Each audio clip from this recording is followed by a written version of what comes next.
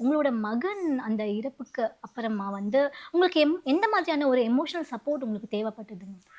அதுலேருந்து எப்படி நீங்க மீண்டு வந்தீங்க? ஏன்னா கூடவே இருந்த ஒரு பர்சன் இல்லையா? ம்.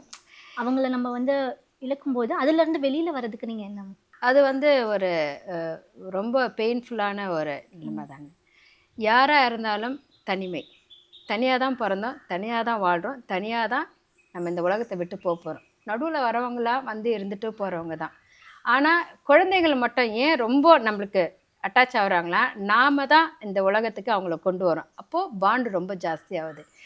சித்து இறந்தது எனக்கு மிகப்பெரிய வருத்தம். என்னால அத கடந்து வர்றதுக்கு நான் அதான் சொன்னேன்ல, நான் வந்து நெறைய கோவில் போவேன். நான் ம். நெறைய சாமி கும்பிடுவேன்.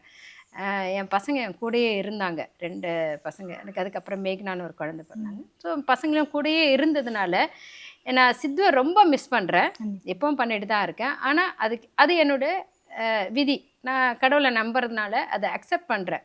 ம். அவன் என்னோட வாழணும்னு இருக்கணும்னு நெனச்ச நாட்கள் இவ்வளோதான். அவன் வந்து கடவுளா மாறிட்டான் அப்படின்னு நெனைக்கிறேன். பட் அவன் இல்லாம எவ்வளோ வலிங்கிறது இந்த தருணம் வரையும் நான் உணர்றேன்.